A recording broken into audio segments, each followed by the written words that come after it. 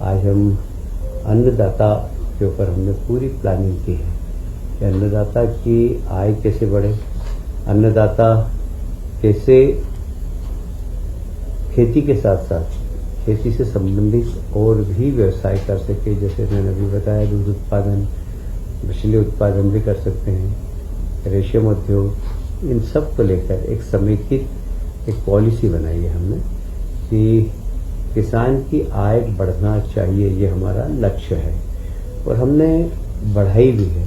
अगर आप 2003 की तुलना में देखें तो हमें कहते हुए बहुत गर्व है कि कृषि उत्पादकता में हम 2003 में लगभग प्रति किलोग्राम प्रति हेक्टर 1195, ये 2003 में का आंकड़ा बता रहा हूँ, और 2024 में हम 2393, मतलब लगभग 200% हमारा उत्पादन बढ़ा है।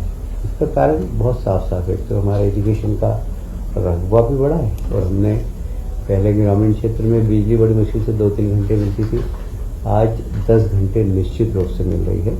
तो उसके कारण भी किसानों का उत्पादन बढ़ा है।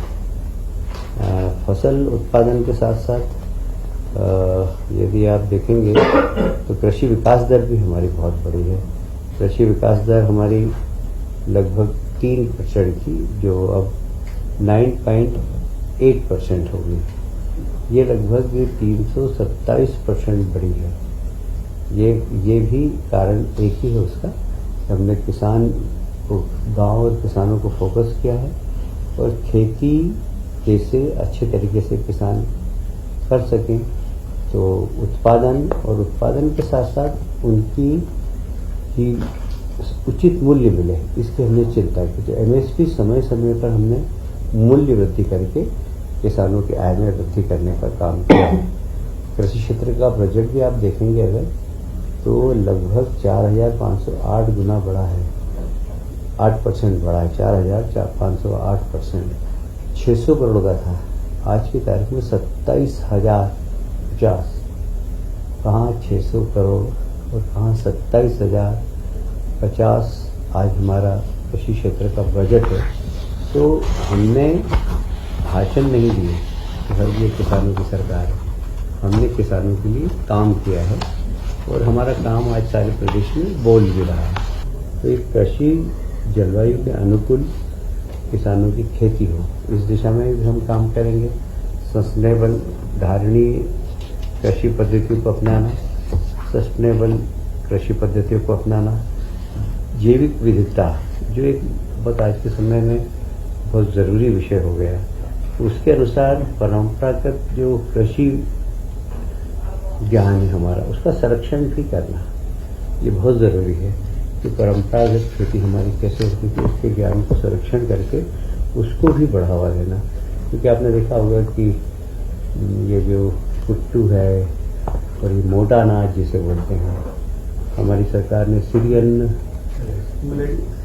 मिलेट्स को चलाकर, मैं अभी राउरकेला गया था, राउरकेला के गांव में मेरा एक कार्यकर्ता के घर भोजन था। वहाँ पर एक हमारा कार्यक्रम ये भी था कि हम सेल्फ हेल्प ग्रुप की महिलाओं से मिले। तो मैं आदिवासी महिलाओं के साथ मिला, मुझे इतना अच्छा लगा मिलकर कि सबके गले में सोने की चेन थी और सब बहुत अच्छी साड़ियाँ पहनी हुई थी, कीमती। मैंने पूछा कि इतना परिवर्तन क्यों है, तो उन्होंने बताया कि सब स्त्री अन्न पैदा करती है, बड़ी मुश्किल से 1 रुपये किलो और 2 रुपये किलो बिकता था, अब ये 20, 22, 25 और 30 रुपये किलो बेचती हैं।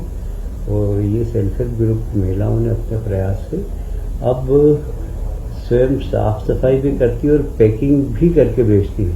तो इनको लगभग अब 60 रुपये किलो में बिकने लगा है मेरे को।